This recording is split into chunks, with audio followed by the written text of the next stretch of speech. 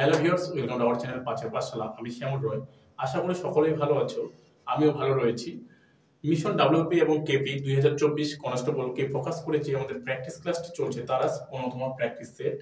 এর আগে আমাদের অলরেডি 1 থেকে 14তম প্র্যাকটিস ক্লাস হয়ে গেছে। তোমরা সেই প্র্যাকটিসগুলি না দেখে থাকলে অবশ্যই আমাদের ইউটিউব চ্যানেলে গিয়ে সেই প্র্যাকটিস সেটগুলি দেখে নিতে পারো। এছাড়াও তোমরা যারা আমাদের এই চ্যানেলে একবারই নতুন, তারা অবশ্যই চ্যানেলটিকে সাবস্ক্রাইব করে পাশে থাকা বেল আইকনটি প্রেস করে দেবে। তো চলো শুরু করি আজকের এই প্র্যাকটিস ক্লাস। দেখো, আজকে প্রথম প্র্যাকটিস ক্লাসের প্রথম প্রশ্ন কি রয়েছে দেখো, সাদা আলোর কোন রংটি কাচের প্রিজম দ্বারা সবচেয়ে কম বিচ্যুত হয়? এখানে আমাদের প্রথমে ফিজিক্যাল সায়েন্স থেকে একটি প্রশ্নপত্র রয়েছে। কি রয়েছে? সাদা আলোর কোন রংটি কাচের প্রিজম দ্বারা সবচেয়ে কম বিচ্যুত হয়? তো অপশনগুলো সকলে দেখে নাও। কি রয়েছে? বেগুনি রং, সবুজ রং, কমলা রং, লাল রং। তো আমাদের এখানে সঠিক অ্যান্সার হয়ে যাবে অপশন নাম্বার ডি, লাল রং, যেটি হচ্ছে সাদা আলোয় লাল রংটি কাচের প্রিজম দ্বারা সবথেকে কম বিচ্যুত হয়, তাই তো?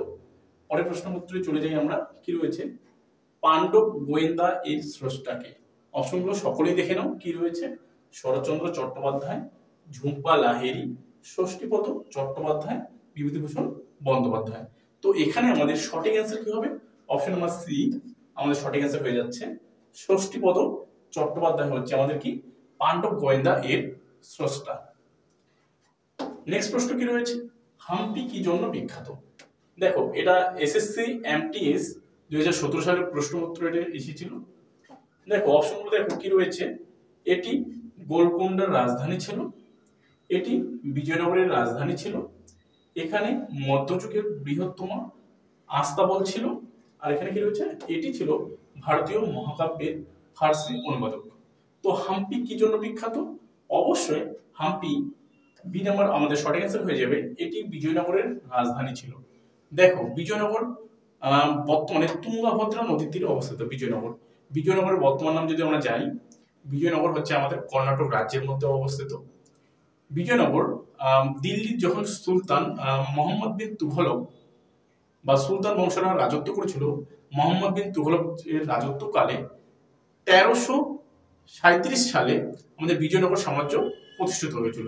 এই বিজয়নগর সাম্রাজ্য প্রতিষ্ঠিত কে করেছিলেন? হরিহর এবং বুক্কু। এরা ছিলেন হিন্দু শাসক, তাই তো? এই বিজয়নগর সাম্রাজ্যের রাজধানী ছিল হাম্পি। আর এটা কোন নদীর তীরে অবস্থিত?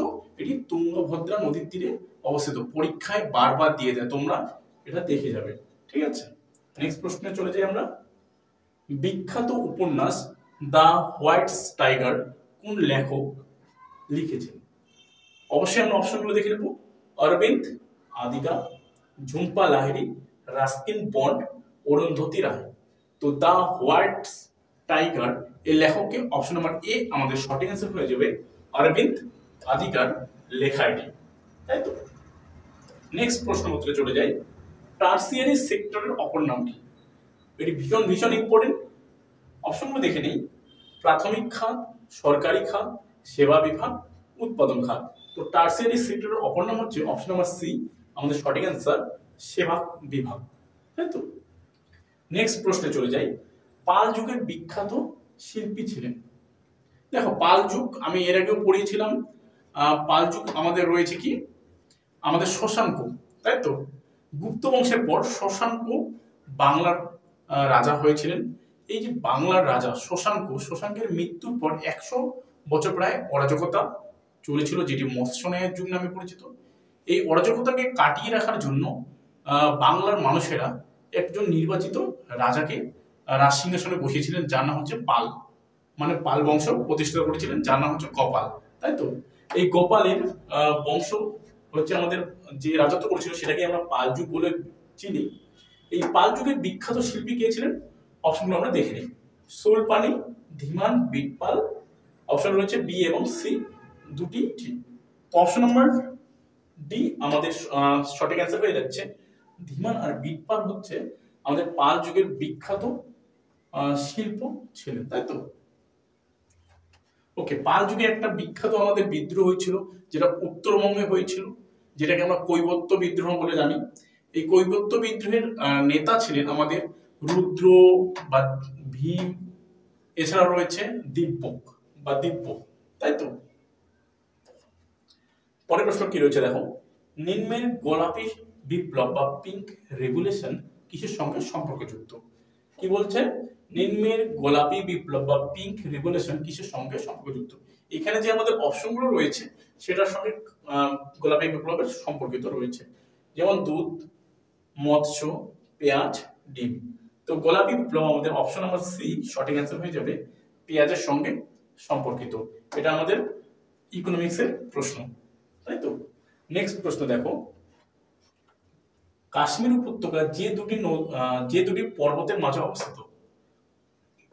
কাশ্মীর উপত্যকা তোমরা দেখে নাও, লাদাখ ও লে, পীর পাঞ্জাল ও জাস্কার, জাস্কার ও লাদাখ, কারাকোরাম ও লাদাখ, তাই তো।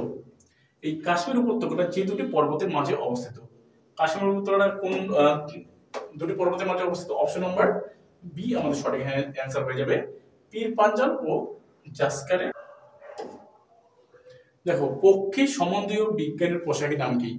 এই যে বিভিন্ন ধরনের কীটপতঙ্গ থেকে শুরু করে বিভিন্ন ধরনের উদ্ভিদ, বিভিন্ন ধরনের প্রাণী থেকে শুরু করে এদের যে বিজ্ঞান সম্মত নাম, সেগুলোই পরীক্ষায় বারবার দিয়ে থাকে আর কি। যেমন ডাব্লিউপি এক্সারসাইজ প্রিলিমিনারিতে এই প্রশ্নপত্রটি এসেছিল, যেমন পক্ষী সম্বন্ধীয় বিজ্ঞানের পোশাকের নাম কি? অপশনগুলো আমরা সকলে দেখে নিই, জিওলজি, অর্নিথোলজি, পোমোলজি, জুলজি।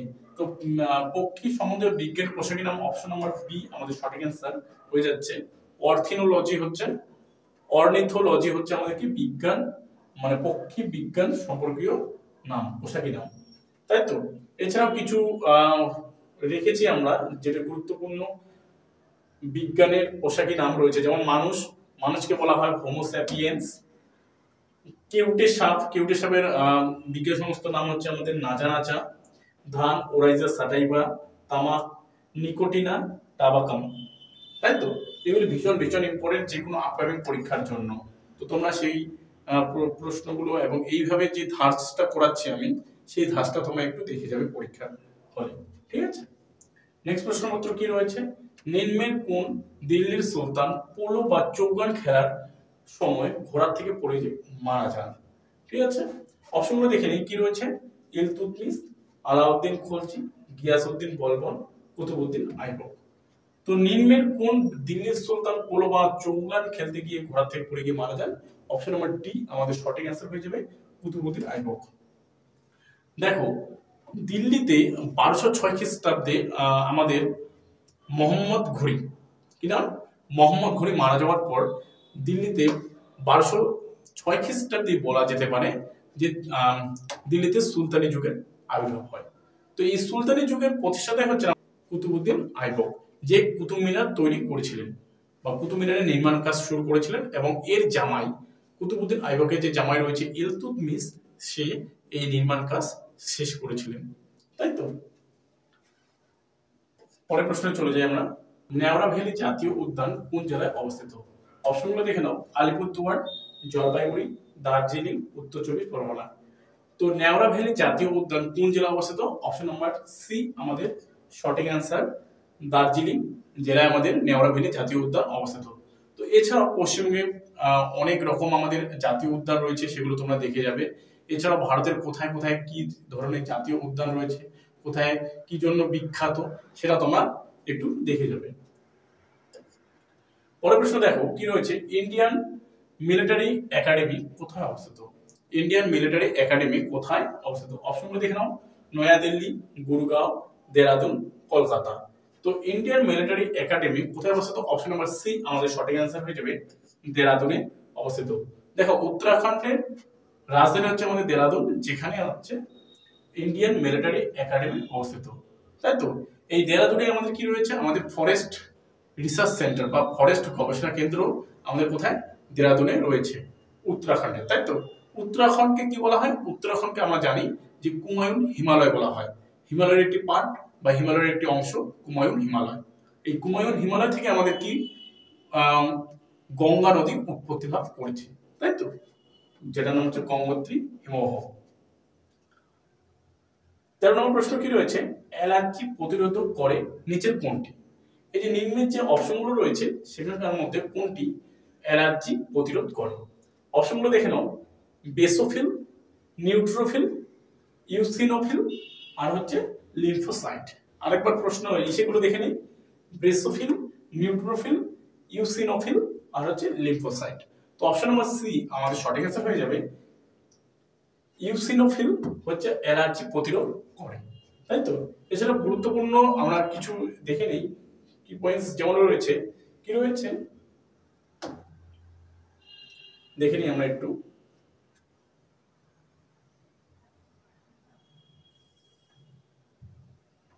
দেখো,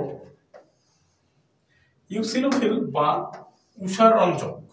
উষারঞ্জক কোষ হলো, এটা একটা কোষ, শ্বেতকণিকা একটি উপধরন, ঠিক আছে, রোগ প্রতিরোধ ব্যবস্থার একটি উৎপাদন যা বহুকোষীয় পরজীবী ও মেরুদণ্ডী প্রাণীদের কিছু সংক্রমণের বিরুদ্ধে লড়াই করে। তার মানে এটা কি, ইউসিনোফিল একটা কি, এটা আমাদের একটা কোষ বা বহুকোষীয় উপাদানের যে বিভিন্ন ধরনের আমাদের রোগ ব্যবস্থাগুলো আছে, রোগ তাদেরকে প্রতিরোধ করে, রোগ হতে দেয় না। এটি অ্যাসিডোনোফিল বা অম্লকোষীয় কোষ নামেও পরিচিত। মাস্ট কোষ বা বেসোফিল শ্বেতকণিকার পাশাপাশি ইউসিনোফিলও হাঁপানি ও কি করে অ্যালার্জিতে ভূমিকা রাখে। তার মানে কি, হাঁপানিতে আর হচ্ছে অ্যালার্জিতে এই ইউসিনোফিলটা কি করে, কাজ করে, তাই তো।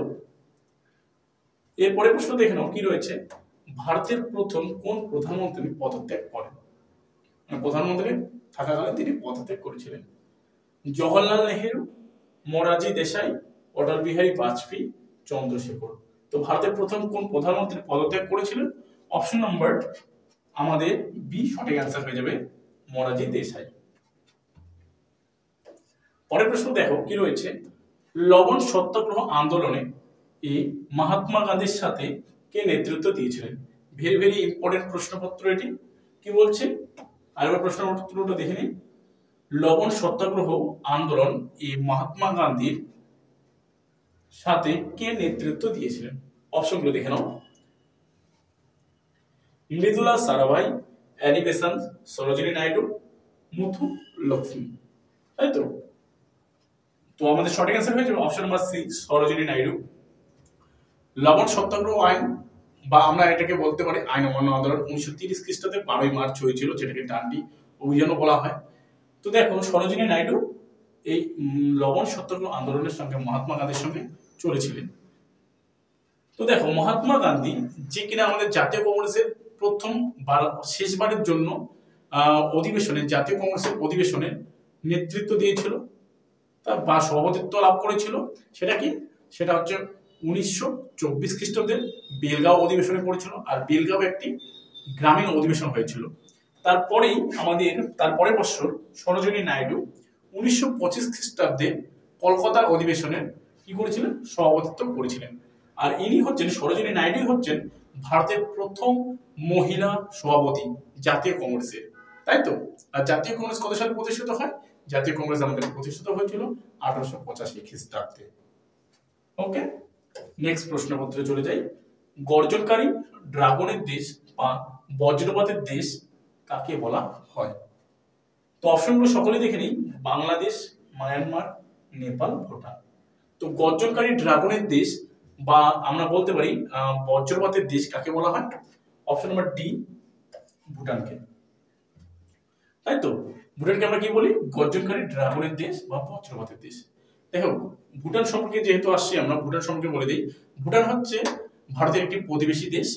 এটা কি ল্যান্ডলক কান্ট্রি বলা হয়, কারণ ভুটানের চতুর্দিকে দেশ দ্বারা ভুটানকে ঘিরে রাখা হয়েছে। ভুটান প্লাস নেপালও আমাদের ল্যান্ডলক কান্ট্রি, তাই তো। ভুটানে আমাদের ভারতীয়দের সহযোগিতায় চুখা জলবিদ্যুৎ প্রকল্প গড়ে উঠেছে ভুটানে। ভুটানের রাজধানী যদি আমরা রাজধানী বলি, তাহলে হয়ে যাবে থিম্পু। ভুটানের প্রধান নদী নাম হচ্ছে মানস, তাই তো। চলো নেক্সট প্রশ্নে চলে যাই। বিশ্ব পোলিও দিবস কোন দিনটিতে পালন করা হয়? অপশনগুলো দেখে নিই। 24শে অক্টোবর, 5ই সেপ্টেম্বর, 5ই জুন, 25শে ডিসেম্বর। তো বিশ্ব পোলিও দিবস কোন তিথিতে আমরা পালন করি? অপশন নাম্বার এ, আমাদের সঠিক অ্যান্সার হয়ে যাবে 24শে অক্টোবর। এছাড়াও আমরা 5ই সেপ্টেম্বর কি করি, 5ই সেপ্টেম্বর আমরা টিচার ডে পালন করে থাকি বা শিক্ষক দিবস, তাই তো। 5ই জুন বিশ্ব পরিবেশ দিবস আমরা পালন করে থাকি। আর 25শে ডিসেম্বর আমরা বড়দিন বা আমরা যদি বলি যীশু খ্রিস্টের জন্মদিন বা বড়দিন, সেদিন আমরা পালন করে থাকি। এরপরের প্রশ্ন দেখো, রাজা রামমোহন রায় পশ্চিমবঙ্গের কোন জেলায় জন্মগ্রহণ করেন? রাজা রামমোহন রায়, যাকে কি বলা হয় ভারতের আধুনিক মানুষ বলা হয়, তাই তো। এছাড়াও রাজা রামমোহন রায়কে কি বলা হয়, ভারতের শুকতারা বলা হয়। দেখো তো রাজা রামমোহন রায় কোন জেলায় আমাদের জন্মগ্রহণ করেন? পশ্চিমবঙ্গের নদিয়া, মেদিনীপুর, হুগলি, পুরুলিয়া। তো অপশন নাম্বার সি আমাদের সঠিক অ্যান্সার হয়ে যাবে। হুগলি জেলার রাধানগর গ্রামে তিনি 1772 সালে জন্মগ্রহণ করেন। কি বললাম? হুগলি জেলার রাধানগর গ্রামে 1772 সালে তিনি জন্মগ্রহণ করেন। পরের প্রশ্ন চলে যাই, কিলোওয়াট ঘন্টা কিসের একক? কিলোওয়াট ঘন্টা কিসের একক? অপশনগুলো দেখে নাও, বল, শক্তি, ক্ষমতা, ভরবেগ। তো কিলোওয়াট ঘন্টা কিসের একক? অপশন নাম্বার বি আমাদের সঠিক অ্যান্সার হয়ে যাবে। শক্তির একক হচ্ছে আমাদের কিলোওয়াট। ঠিক আছে, পরের প্রশ্ন চলে যাই আমরা। কি বলছে? নিম্নলিখিত ব্যক্তিদের মধ্যে কে in the afternoon of times বা টাইম অ্যান্ড অটোবায়োগ্রাফি নামে আত্মজীবনী লিখেছেন? কি বললাম আরেকবার প্রশ্নটা দেখে নেই।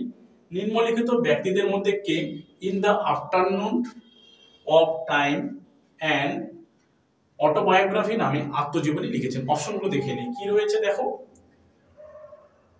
Ruskin Bond, R K Narayan, Ravi Vansh, Rai Bachchan, Sachin Tendulkar. তো অপশন নাম্বার সি আমাদের সঠিক অ্যান্সার হয়ে যাবে। রবি বংশ রায় বচ্চন হচ্ছে আমাদের কি in the afternoon and time and autobiography নামে আত্মজীবনী লিখেছেন। তো দেখো এই ছিল আজকে আমাদের 20টি ভীষণ গুরুত্বপূর্ণ প্রশ্ন উত্তর। ভিডিওটি ভালো লাগলে অবশ্যই একটি লাইক করে বন্ধুদের মাঝে শেয়ার করবে এবং ভিডিওটি সম্পূর্ণ দেখার জন্য সকলকে অসংখ্য ধন্যবাদ এবং আমাদের দেখা হচ্ছে নেক্সট ভিডিওতে।